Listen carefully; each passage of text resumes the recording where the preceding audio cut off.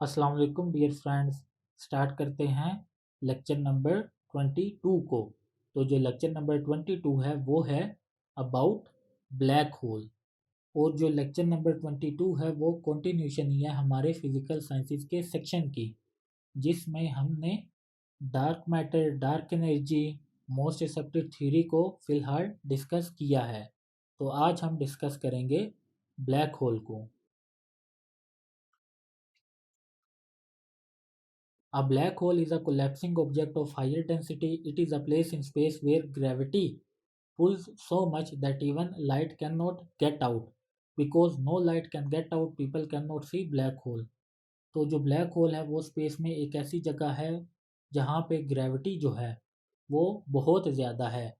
और ग्रेविटी जो है वो इतनी ज़्यादा है कि उसमें से जो होल है उसमें से लाइट भी पास नहीं हो सकती। जब लाइट जो है वो पास नहीं हो सकती तो हम लोग जो हैं ब्लैक होल को नहीं ऑब्जर्व कर सकते। Types of black hole discuss करते हैं। जो पहला है वो है black hole equal to size of an atom. तो ब्लैक होल जो है वो एक एटम के साइज के भी बराबर हो सकता है। और जो एक एटम है उसका मास जो है वो एक लार्ज माउंटेन के बराबर है। देन जो सेकंड है वो है stellar black hole has mass 20 times more than the mass of sun. तो स्टेलर ब्लैक होल का जो मास है वो सन के मास से 20 गुना ज्यादा है। देन थर्ड है सुपर मैसिव। देन जो थर्ड है वो है supermassive black hole has mass more than 1 million suns together. तो इसका जो मास है वो 1 मिलियन सन्स के मास से भी ज्यादा है। अच्छा जी, टाइप्स के बाद हम डिस्कस करते हैं ब्लैक होल्स कितने पार्ट्स पर मुश्तमिल है। जो फर्स्ट वन है वो है एक्सेलरेशन डिस्क। इसकी एक्सेलरेशन डिस्क जो है वो रेड कलर से डिनोट होती है जो कि प्रोड्यूस करती है ग्लो को। तो जो एक्सेलरेशन डिस्क है उसको मैं इमेज के थ्रू आपको समझाता हूँ, डायग्राम के थ्रू आपको बताता हूँ कि ये किस जगह पर सिचुएटेड होती है ब्लैक होल में।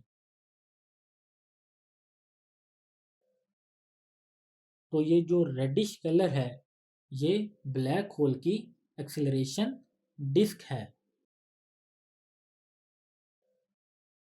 देन है event horizon. It is the boundary of black hole and it is known as point of no return. तो जो इवेंट होराइजन है वो ब्लैक होल की बाउंड्री होती है और अगर कोई चीज इसके करीब आ जाए तो वो फिर वापस नहीं जा सकती। तो इस इमेज में आप जो है वो देख सकते हैं जो थिन सी लाइन है रेड कलर से डिनोट हुई हुई वो इसका इवेंट होराइजन है। मीन्स कि अगर कोई ऑब्जेक्ट इवेंट होराइजन के करीब आ जाता है तो यहाँ से वो फिर वापस नहीं जा सकता। देन है सिंगुलैरिटी। अ सिंगुलैरिटी और gravitational singularity is a point at the very centre of the black hole. तो जो ब्लैक होल का सेंटर है वो सिंगुलैरिटी कहलाया जाता है।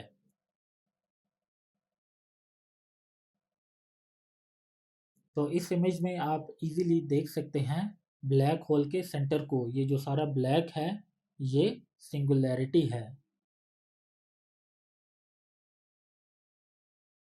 अच्छा जी, अब हम डिस्कस करते हैं इनसाइड ऑफ ब्लैक होल को। अ black hole doesn't have a surface like star और प्लैनेट। तो ब्लैक होल का जो सरफेस है वो स्टार और प्लैनेट की तरह नहीं है। Instead it is a region of spaces where matter collapse in on itself. One can expect anything such as ice, metal and dust. तो जब इसका सरफेस जो है वो स्टार्स और प्लैनेट की तरह नहीं है और हमें पता भी नहीं है कि ये जो बीच में सेंटर में स्पेसिस हैं ये किस चीज़ की बनी हुई हैं, क्योंकि ये लाइट के साथ जो है वो इंटरेक्ट नहीं करती, तो हम लोग जो हैं वो कुछ भी एक्सपेक्ट कर सकते हैं कि इसके अंदर आइस, मेटल या डस्ट जो है वो हो सकती है। लाइट भी हो सकती है, हाइड्रोजन गैस भी हो सकती है, मेटेरॉइड भी हो सकती है, इसके अंदर स्टार्स भी हो सकते हैं, एस्टेरॉइड, मीटियोर्स, मीन्स कि आप कुछ भी एक्सपेक्ट कर सकते हैं। अब हम देखते हैं फॉर्मेशन ऑफ ब्लैक होल को। Black holes are created when the giant star exploded at the end of their life cycle. तो जब जो जाइंट स्टार्स होते हैं वो एक्सप्लोड होते हैं क्योंकि उनकी जो लाइफ है वो ख़त्म हो जाती है, तब ब्लैक होल क्रिएट होते हैं। द प्रोसेस या जो ये एक्सप्लोजन होता है इस कॉल्ड सुपरनोवा। ये जो एक्सप्लोजन होता है इसको हम सुपरनोवा कहते हैं। If the star has enough mass, अगर कोई जो स्टार है उसका एनफ मास होगा, it will collapse on itself, तो वो अपने आप में ही कोलैप्स कर जाएगा down to a very small size, बहुत ही छोटे स्मॉल साइज में, बट उसका जो मास होगा वो बहुत ज़्यादा इनर्मस होगा। तो जब उसका साइज जो है वो स्मॉल होगा बट उसका जो मास है वो बहुत ज़्यादा इनर्मस होगा, तो ग्रेविटी जो है वो इतनी स्ट्रॉन्ग होगी कि वो लाइट को भी एब्जॉर्ब कर लेगी और वो जो सारा एरिया है वो ब्लैक होल में कन्वर्ट हो जाएगा।